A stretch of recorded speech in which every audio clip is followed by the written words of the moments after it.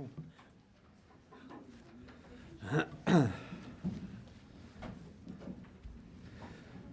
Thanks everyone. Ready to go? Well, I'm here this morning with Professor Frank Oberclade, who co-chaired the Thriving Kids Advisory Group with me, and I'll ask Frank to say a couple of words in due course and to take all the difficult questions about this model of care. 5 months ago, though, at the National Press Club down the hill, I gave a speech about the need for the government to accelerate our existing work with state and territory governments to get the NDIS back on track. We came to government in 2022 with a scheme that was still growing at 22% per annum, placing a very significant burden on the budget, but also dislocating a range of other markets, including the labour market, that was having an impact on the health system, on aged care and a range of other parts of our community as well. I also spoke of the need to address what I viewed as an alarming number of young children who had been enrolled in the NDIS, a number that had risen to as many as 1 in 6 young boys, junior primary age boys, 5 to 7 years of age. In some parts of the country, as high as 1 in 4 junior primary age boys had been enrolled onto the NDIS, a scheme that was obviously designed for significant and permanent, usually lifelong disability. Most of those young children were enrolled for developmental delay or autism. I announced our intention to reinvigorate an earlier National Cabinet decision, first of all to drive down the rate of growth to ensure that the NDIS was sustainable and could continue in the long term to deliver the promise that it made to Australians living with disability and to their families.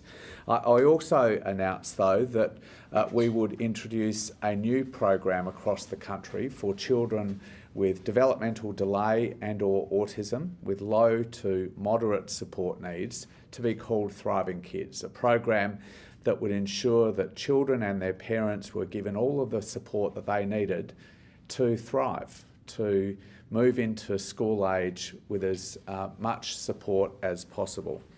I also announced at the time that I had asked Professor Oberclade to co-chair an advisory group that would work on developing the model of care for state and territory governments to consider as a rollout of the Thriving Kids program. And just 5 months on, I can report that the advisory group has developed its model of care, and this morning I'm releasing the report of the Thriving Kids Advisory Group. And as well as thanking Frank, I want to thank all of the members of that advisory group for their terrific work over a relatively short period of time. Frank might talk a bit about the range of different pieces of work that that advisory group did, not just itself, but through deep dives with other stakeholder groups in the community. In that 5-month period as well, Mike Freelander has chaired a parliamentary inquiry into our Thriving Kids proposal. The Deputy Chair, Monique Ryan, provided great support, I know, to that inquiry, 2 very esteemed paediatricians now in the Parliament. That received hundreds and hundreds of submissions and was able to feed into the Thriving Kids Advisory Group process. Over that period as well, we engaged in deep bilateral discussions with state and territory governments. State and territories had representation on the advisory group itself, and so we're engaged in that work developing the model of care, but we're also right through this period engaging with them on a bilateral basis. And on Friday, as you're aware, the National Cabinet came together and concluded a new 5-year hospital funding agreement, but also at the time agreed a range of things in relation to the NDIS. And one of those was to endorse the Thriving Kids program. This advisory group report had been provided to states and territories some weeks ago. They'd had an opportunity to consider the report itself, particularly the model of care that lies at the centre of that report, and they have endorsed it through a National Cabinet decision. Now, the model of care that Frank will talk to, in my view, has essentially 4 pillars. The first pillar is to raise awareness and early identification of children with developmental issues. The second is to provide ready access to information, advice and navigation for parents in particular. The third is to build the skills of parents. We know parents are a child's most important teacher and support, particularly in those early years of life. And we want to do everything we can to build the skills, the capability and the confidence of parents to give their children every level of support that they can, but also to connect parents with other parents who are experiencing similar issues. And the fourth pillar is to provide provide access to targeted support for children and parents who need it. Those targeted supports will be provided by trained workers, usually allied health professionals like speech pathologists, occupational therapists, physiotherapists and the like. All of this will be overseen by a range of guiding principles. The thing people have complained most about the operation of the NDIS for this cohort is the time it takes to get a diagnosis, the need for a formal diagnosis which can take years to access and cost thousands of dollars before parents are given any support for their children. This will be easy to access, it won't require a formal diagnosis, and those supports, importantly, will be child and family centred. They will be available where children and their parents live and learn and play in the community in a broad-based mainstream way. This will be a program targeted, just to be clear, to children who have developmental delay and or autism with low to moderate needs. That was the cohort identified all that time ago by the National Cabinet. And I just want to finish by talking a little bit about where we are with states and territories. As I said, that the National Cabinet endorsed this program on Friday, agreed a funding split that would see the Commonwealth provide around at least $1.4 billion of our $2 billion commitment to this program to the states to deliver the services encompassed by this model of care. All of the states and territories signed the national agreement on foundational supports yesterday, which has a number of schedules that go to the Thriving Kids program. Those schedules set out what the Commonwealth will do in this program and what the states will do in this program. Those overarching principles will now be the subject of negotiation with each state and territory government so that we can conclude bilateral agreements with them to see funds flow to them by the 20th of February. We're aiming to wrap up all of those bilateral schedules or bilateral agreements with every state and territory government before South Australia goes into caretaker later in February. So we've got a lot of work to do over coming weeks, but we have done a huge amount of work in just 5 months to kickstart a process that had frankly started to drift and to provide parents and all of those other groups, educators and community groups who wrap their arms around parents who have children with developmental issues, to give them confidence that there will be a program in place to give their children every opportunity to thrive. I'm going to ask Frank to say a few words and then we're happy to take questions on this program and then any other questions you have for the day. Thank you, Minister. Thanks, Minister. The professional community working with children and families, and particularly paediatricians, I'm a paediatrician, were really very pleased that finally issues in the NDIS was starting to be addressed. The Minister said it was drifting. It wasn't drifting, it was a broken system. It did not work for kids, and paediatricians were becoming increasingly frustrated about how it distorted clinical practice. The focus on the child's weaknesses and making a diagnosis doesn't work for kids. It may work for adults. Lots and lots of children who have individual differences, might have a developmental delay, might be a bit shy, present with various issues that need to be worked out by the paediatrician. And rather than making a diagnosis, paediatric practice is about what does this child and this family need over the next 6-12 months? What sort of supports do they need to make a difference? Not what is the diagnosis. And so it defaulted to children needing to have a diagnosis to get any sort of supports.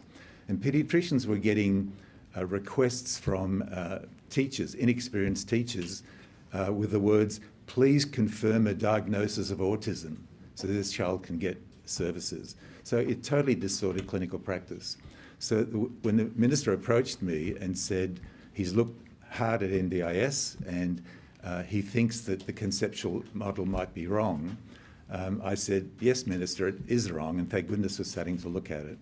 So the fact that Thriving Kids was about to be introduced was very widely applauded by the professional community because it did distort clinical practice. We wanted an approach that got away from looking at what's wrong with a child and what do we need to treat, towards acknowledging individual differences, acknowledging that many, many children just need a bit of support over 6 or 12 months in order to thrive, and their parents need support. So the other problem with NDIS, it focused on the child. The child had a condition, the child had a diagnosis, we needed a therapist to fix the child. That's not how paediatrics works. We need to understand what the family needs. Do the parents understand this condition? Do they know how best to support the child? So in the Thriving Kids approach, we took what we call a settings approach. Where do children go in order to be supported? So we start with parents, of course, and the Minister said we needed to make sure that parents had access to good information that they could use to understand child development, to understand child behaviour, to understand what to expect, and importantly, to understand what were the early signs that things are going wrong so they can get some support. Then they go to childcare, they go to maternal and child health nurses, they go to GPs. So for each of those settings, we wanted three things to happen. One is we wanted those professionals to have enough experience and training to both support parents, give guidance to parents, to pick up problems early and then know what to do about it. And then where there are problems, if they felt that in childcare, for example, if it was beyond their expertise, they knew where to refer to. So we're very pleased with the model. We put together an expert group of about 16 people representing all of the disciplines working with children, people with lived experience, people who had managed settings of children with additional needs. As the Minister said, we did deep dives with people outside the group. We looked at the literature, we looked at best practice overseas, and we're very, very pleased with this model. I think objectively, if you look at the model of care, it's very hard to argue with any of it. And so this provides a framework, an evidence-based framework that'll guide the way services are delivered to children and families, hopefully for years to come. Can I ask on the Mosman Park suspected double murder suicide? It's been described as a tragedy. It's also raised questions about whether that family was failed by the NDIS. Firstly, what's your reaction to that case? And also, will that case in any way influence your reforms here with Thriving Kids? Well, first of all, this is just the most awful tragedy. I think everyone across Australia is deeply shocked by what has happened over in Perth, but I'm absolutely sure it's particularly rocked the local community in Western Australia. And I want to send my condolences to everyone connected to this family for such an awful loss. It's obviously the subject of a police investigation now, and I don't want to say anything that would impact that police investigation. It's an awful tragedy at so many different levels, but particularly the loss of two children's lives who obviously did not choose to die is an unspeakable tragedy. Now, I know there's been a bit of commentary over in Western Australia about the NDIS packages that these children were on. I want to be really clear. First of all, I don't want to say anything that would impact the police investigation. I want to give people confidence that the NDIA, the agency, is cooperating fully with the police to the extent that they have any useful inputs to the police investigation. I also want to be clear that there are very clear legal restrictions on our ability, my ability, the ability of the NDIA to say anything about the packages that the children were on. So I'm not in a position to respond to some of the speculation that I've seen in the Western Australian media. All I want to say is that this is just an awful tragedy, just an unspeakable tragedy for this family, but for the broader community. And I know the NDIA will do everything it can to assist the police in its inquiries. Minister, there's a lot in this report about the role of, and maybe one for you, Professor, as well. There's a lot in this report about the role of family and the role of parents in supporting children with these developmental delays. what's your message to parents who feel that they may now need to shoulder potentially more of the burden here as a result of the changes to the disability system? Well, I might start and then ask Frank to say a few words about that, because it's absolutely central to the Thriving Kids model. And I just want to be clear that there was a life before the NDIS. The NDIS has only been in place for a little over a decade, and before that time, all of the services that we're really talking about through the Thriving Kids program did exist at a state level. I mean, it's not rocket science. It's been quite well understood that the best thing you can do for a child who is not hitting developmental milestones is to provide parents with support to support their own children. Now, not every parent, I can say this as a parent myself, has those skills, has those capabilities to identify what the child might need and to be able to deliver it, often on a daily basis. We do this with our children. But that is really at the core of the Thriving Kids program. And to an extent, it's getting back to a system that long existed before the NDIS, but has largely been dismantled because of the NDIS really covering the field. And we want to make sure that parents have the confidence, have the capabilities to support their children. Obviously, there will be a point at which many parents and children will need additional targeted supports from trained workers, some of them qualified allied health professionals. That is very much contemplated by the program and will be able to be delivered through it. And I want to make sure that that's as easy to access as possible as well. You don't have to wait for a formal diagnosis. You can access those services in the sort of settings you go to as a parent with your children.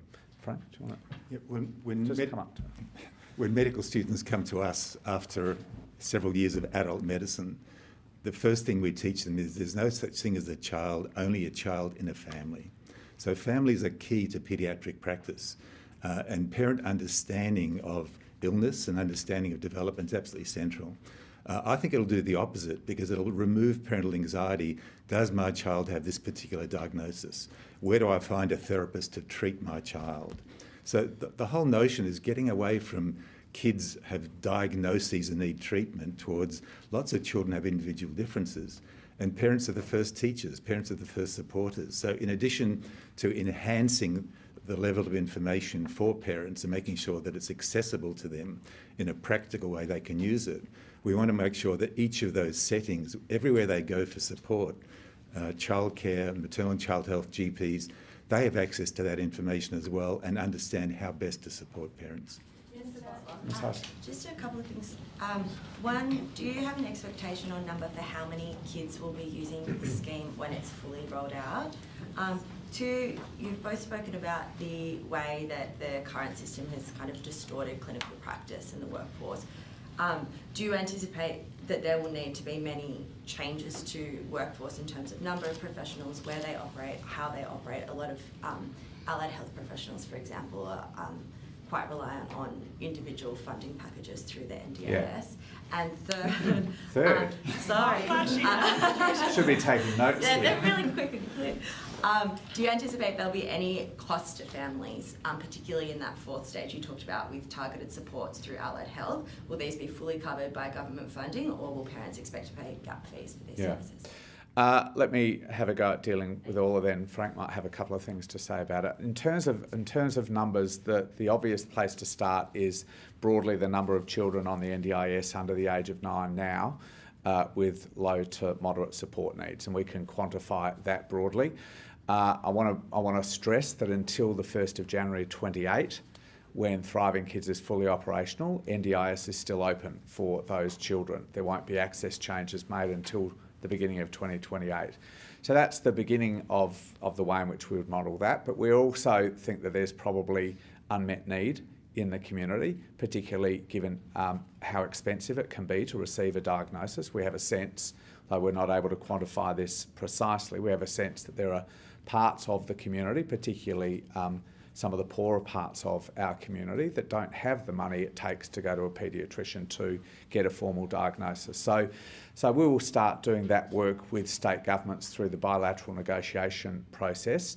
Obviously, one of the jobs of the Commonwealth is going to be to evaluate and monitor the program as it rolls out. We'll have a better sense of those numbers then. In terms of the workforce, this is going to have an impact on particularly the allied health workforce. We know that there are significant numbers of children now on the NDIS with low to moderate support needs. Over time, their equivalents in coming years would be on the Thriving Kids program. We know that children, for example, with moderate needs might be accessing on average as many as 70 therapy sessions a year on an individual basis, often delivered in schools or childcare settings. So that presents a logistical challenge for those schools or childcare centres having that number of therapists turn up to their front door saying, I want to see one or other children. So there is going to be an impact on the allied health workforce. State government said to us very clearly that they want to take responsibility for targeted supports. So the delivery of those supports by qualified workers. They didn't want to see that delivered through the NDIS system in the way you might see for adults, for example, under Medicare. They want to deliver that. They want to take responsibility for coordinating those workforces. Many of those will be delivered, for example, in child and family centres that exist at state and territory level, in playgroup settings. There are many examples already of those settings that state governments currently fund. They will have to provide additional funding to that. There's an additionality requirement that you'd be familiar with, Natasha, in the agreement that state and territory governments signed yesterday. We'll watch that very closely. Their $2 billion has to be additional money, as well as the $1.4 billion that we'll be providing to them. I've forgotten your third question. Gap fees or charges? Gap fees. Well, so I want to be clear, state government's taking responsibility for that.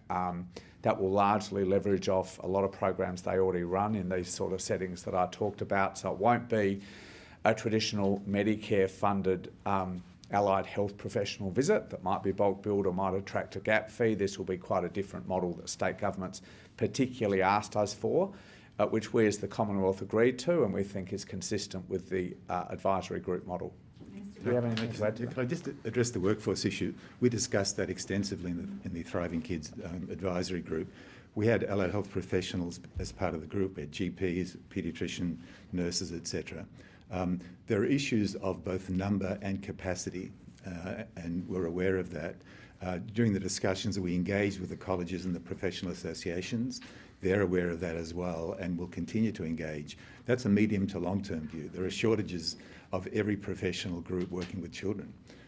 Nurses, speechies, that does need to be addressed, but the report provides a framework for how to do that and how best to do that. There's a lot of fleshing out that needs to be done.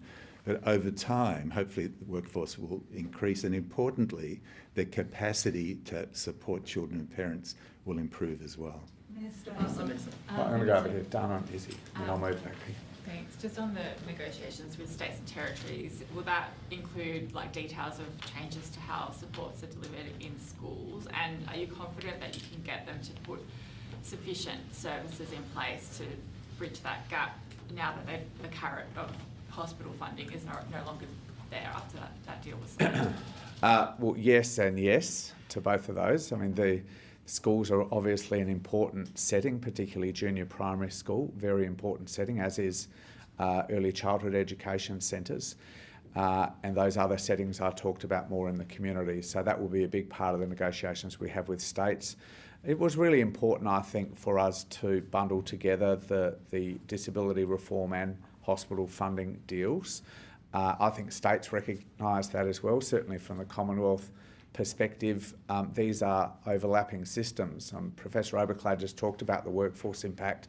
One of the things we've seen across health and social care is that the rapid growth of the NDIS and the way in which those markets work has meant that it's often been difficult to access occupational therapy in other parts of the health and social care system. So getting a little bit more of an even spread of that capability into veterans care, into aged care, into public hospitals, which have largely public health systems, have been largely denuded of a lot of that allied health capability as it's moved into the private sector to participate in NDIS. I think there's going to be a broader benefit to us having bundled those things together. Izzy? Minister, I've got a couple of questions, if we could just go one at a time. Not three, like And there might be three, but we'll just go one at a time. Are you any closer on a decision on whether you'll put the weight loss drug Wegovy on the PBS? Well, I've said in principle we have a policy position as a government of listing all recommended medicines from the advisory committee, from PBAC, the Pharmaceutical Benefits Advisory Committee. That's subject to a price negotiation between government and the relevant company, in this case Novo Nordisk, to ensure that taxpayers get the best value for money from that recommendation. Those negotiations are going on right now. Obviously, I would hope to be in a position as soon as possible to be able to undertake that listing, but I'm going to ensure that taxpayers get the best value for money from that. Medical practitioners met with 7 News to discuss some of the dangers of medical disinformation online. What's the government doing to try and curb that? Well, you know, we have pretty limited ability to impact all of the online world, but through our regulators, particularly the Therapeutic Goods Administration and through professionals regulators, we try to ensure as far as possible that people are aware of their obligations around advertising or making health claims online as or through traditional media channels. It's obviously more difficult to police in an online environment than through the legacy media, but it's something our regulators do a lot of work on. Mr. Butler, just a question. No, so I was going to try and move across, yes. Minister, what is the estimated budgetary impact that this change will have, and what is the estimated growth impact on the NDIS once this change is implemented? The Commonwealth and states in 2023 committed $2 billion each. So the states as a group, $2 billion, and the Commonwealth $2 billion, so $4 billion to the Thriving Kids program. We have said through the agreement struck on Friday that of the Commonwealth's $2 billion commitment, at least $1.4 billion will be provided directly to states. So there's no change in the Commonwealth's commitment there. It's just that we won't be funding services directly. We'll be providing that money to states.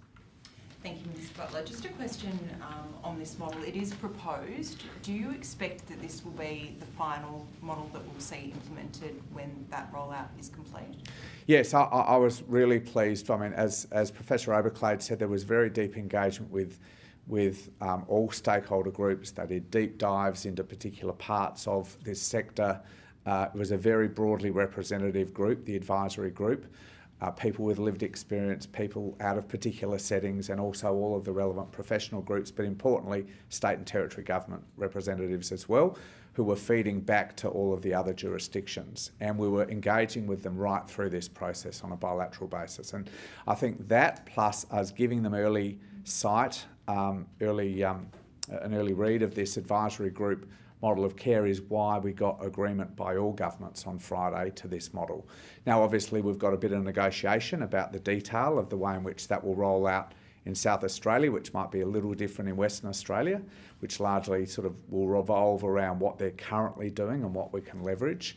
But I feel very, very confident and pleased about the engagement we've got from all jurisdictions. Just on that, given that there is still a bit to play out here, what would your message be to families in the, right across the nation who might still be feeling a bit uneasy about what's to come? Well, the thing I have tried to be really clear about to parents is that if your child is currently on the NDIS, then they can remain on the NDIS, subject to the usual rules of the NDIS, of course, but they will remain in place. And between now and the 1st of January 2028, children with low to moderate support needs will also continue to be able to be enrolled in the NDIS. No change around access will be made until the 1st of January 28, when we're confident this Thriving Kids program will be fully up and running. So there's an overlap, if you like, for a period of time while we ramp up Thriving Kids until the access changes are made to the NDIS. So if I... Sarah, and then we'll move back. Great. Also 3 questions. I'm glad Natasha said This that. is not a good question. I think said. that means your staff... The Prime Minister would not put up with this. I think the staff need to organise more interviews, maybe. So firstly, obviously 1.4 of the 2 billion goes directly to these states, so sort of 600 million, which would go to the reviewing, the monitoring and so on. Are there any other like national initiatives, particularly, you know, Freelander and others looked at things like new Medicare item numbers, national training, these kind of more national initiatives that could be rolled out? Is that something you've decided Yes, to do? of course. So evaluation and monitoring will be a relatively small part of our investment. One of the things that Frank and I worked on almost 15 years ago was a 3-year-old Healthy Kids Check, which Tony Abbott then abolished in 2014. We saw that as a really important opportunity for families to go to their local GP at a critical time in a child's development and get a full check on how that child was developing physically, emotionally, and in a range of other ways as well. So we want to have another good look at that. We think there's value in families who, particularly by the time a child is 2, 3 or 4, are often using their general practice as a really important avenue of support and advice, that we think about whether we reintroduce that. We haven't made a decision. We've made it clear to states we're looking at it. Earlier in a child's life, so maybe in their first 18 months to 2 years, parents will be getting that support and assessment often through state-run child and family health services, and that will be really important. We'll want states to make sure that that's robust, that it's operating not just for the first 6 or 12 months of a child's life, but in an ongoing way. So that's one example of something the Commonwealth might look at doing. An NBS funded 3-year-old Healthy Kids Check of the type that Frank and I worked on 15 years ago. We think also the Commonwealth is well placed to put in place a range of the awareness, information, advice and navigation systems. Some of them will be online. Some of them will look a bit like 1-800 Medicare, which is already providing lots of support to tens and tens of thousands of families and adults. So we think really it's going to be a horses for courses thing, where parts of this model are best done nationally rather than 8 different systems across states and territories. The Commonwealth will step in. That's the subject of a bit more negotiation with states though. If I could also ask on the early childcare, the advisory group also noted the potential to influence early childcare settings given that direct relationship through the administration of the inclusion support program and receiving the advice from the PC. So is that also something that is very much on the table? And since we're talking about early childcare and early education, we've mentioned the pressure on workforce in a more allied health scenario. The support staff in schools and others are also feeling a little bit nervous about this, sort of saying maybe that more staff will be needed, maybe pay rises will be needed. What do you think about those two things? Well, I'll have a start. Frank might want to say something about this. I mean, obviously schools and early childhood are critical settings for supports for people. We recognise that already. State governments or school systems receive very substantial disability funding through the schools funding agreements. Disability loadings have been climbing significantly over recent years, and the inclusion support program you referred to, the ISP, has been a big part of childcare, our childcare funding programs for a long time. So this is not new. I think what states, what schools, principals and the ECEC sector really did raise as a concern was that the individualised nature of the NDIS meant that they were dealing with a tsunami of therapists coming into their schools and their ECEC centres saying that they needed room to provide a therapy session to an individual student. That student would be taken out of their learning for that, and it was sort of pretty chaotic. The logistics of that have been pretty chaotic. So we think our advice from those who are representing these parts of the sector on the advisory group, this is going to be a much neater way to, frankly, in a more curated way, provide supports to parents and children. There's a bit of negotiation to go on this, and we're working with Jason Clare particularly and Jess Walsh and their department on what this looks like. But getting that right will be a really important part of Thriving Kids. Sorry, Minister, before we go to Frank, do you think you'll need to put more funding than the $4 billion in, given we're talking about the 3-year-old check, this, so on? Yeah, we're pretty confident about this, and obviously it's been a commitment that's been in place for a while, so we've had an opportunity to look at it. Obviously, we're going to monitor and evaluate this program like every other social program, but we're confident this commitment is right. Yeah, I guess my take on that is there's never going to be enough money, and there's never going to be enough resources. And so we talk about different rather than more. If we can, it's about increasing the capacity of schools and teachers in early childhood settings, giving teachers more confidence, looking at their job descriptions, making sure that they've got the skills to do what we expect them to do. And I think we just have to co-design a system with them. What are their needs? What do they do now? What would they like to do? Where are the gaps? Most schools already have resources. They call them welfare coordinators or learning leaders, etc. What are they doing? Can they be refigured? But I think we do have to have negotiations with the education sector. As the Minister said, that's a crucial segment of the population for Thriving Kids. But I think we work with them to better understand their needs. And it's not just about more, it's about how can we increase the capacity of teachers and of schools to do this work. If I can just ask one broadly on foundational supports, it's been quite confusing for people to see it be announced, and it's kind of changed definition over the years. And seeing Thriving Kids as the first priority, at least for now, is this the only part of foundational supports that we'll see in the short term, or can we expect people outside of this 8 and under bracket to be opened to foundational supports in the short term?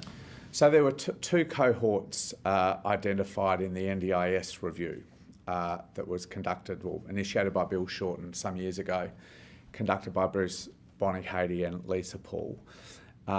There were two groups. One is this group that we're dealing with in the Thriving Kids program. The second group was adults with severe and chronic mental illness. We know that there is substantial unmet need in the community. We undertook analyses of unmet need with state and territory governments over the last few years, which quantified that cohort, or estimated that cohort as many as 230,000, mainly adults living with severe and chronic mental illness not receiving any support, either through the NDIS or other psychosocial programs run by the Commonwealth or state and territory governments. So that really is the second cohort. I think all governments recognise that.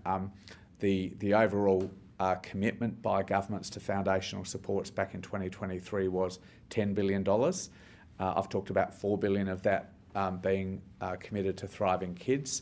There remains a substantial commitment to foundational supports in place by governments. Mental health ministers and health ministers will be meeting at the end of next week. We're meeting once or twice a year with mental health ministers to do a range of pieces of work important in mental health, but this is obviously one of them. I don't have any timeframes to announce about that cohort and the existing foundational supports commitments, but that really is the next important piece of work for governments. Minister, the meeting on Friday mentioned a 5 to 6% growth rate, down from 10%, currently 9.5%, I think. How do you get there? What's the feeling in the meeting about the time frame of reaching that target and other areas that would need scrutiny to save that kind of money? Yeah, so just to recap, we came to government with 22% growth in the NDIS. There was a commitment by all governments back in 2023 to get that growth down to 8% by this year, by 2026. We're confident we're on track to do that. We're still engaged in implementing a range of new measures to get to that 8% growth rate. I said at my press club speech 5 or 6 months ago, though, that we didn't view 8% as a sustainable growth rate ongoing, particularly for a program where there should be relatively stable population. Obviously, there's population growth, there's a bit of population ageing in the scheme, but otherwise, growth should be something like health inflation plus a measure for population growth and population ageing, which I quantified as 5 to 6%. So we got endorsement from state and territory governments for that to be the next phase of work by governments in terms of getting the NDIS back on track, and that really was only an agreement taken on Friday. We now need to go through the work involved in developing a time frame for that and working out measures that would deliver that level of growth. In the same way we did with the first phase, down to 8%, that obviously would involve very deep engagement with other jurisdictions, but also, so importantly, with the disability community itself. And obviously we always make that commitment up the back. Hi, James from Bloomberg. I only have two questions. One, do you have any estimate about how much the Thriving Kids program will save from the NDS? And also, does the delay in the start date for the Thriving Kids program put that 5 to 6% target that you're talking about at risk, or make that harder? There are some savings that have already appeared in the budget around access changes and a range of other measures that we've put in place to get to 8%. They're in the budget papers. There will be a minor impact from the delay in access changes from the 1st of July next year to the 1st of January, which is only 6 months. They're not material really, but they'll be reported in the usual way. That doesn't impact the commitment to get to 5 to 6% growth. That really is another phase of reform that we'll engage upon. Thank you, Minister. Just one question from me. The Victorian government is making some changes around GPs and letting them diagnose ADHD. Do you think that's the right move, or do you see that maybe some people will end up with the wrong diagnosis, or it could add more pressure onto either Thriving Kids or the NDIS? Well, I don't necessarily see an impact on Thriving Kids here, but this is something health ministers have talked about for a period of time now, because Victoria is just really the latest in a series of jurisdictions have decided to make this change to allow GPs to make this diagnosis and prescribe medicines. It's important to say it won't be all GPs. Every jurisdiction has said that in order to access this program, GPs would have to undertake additional training to ensure they're qualified to undertake work that up until now has been the preserve of non-GP specialists. We had a discussion about this at one of our health minister meetings late last year. One of the things we all agreed was that although it's good to see some states sort of starting to push envelopes and then initiate a discussion, ultimately we want consistency across the country. So we've set up an advisory group within the health ministers, or under the health minister's umbrella, to provide us with some advice this year about ways in which we can ensure these arrangements that pretty much every state and territory is now embarked upon are nationally consistent and high quality. Thanks, everyone.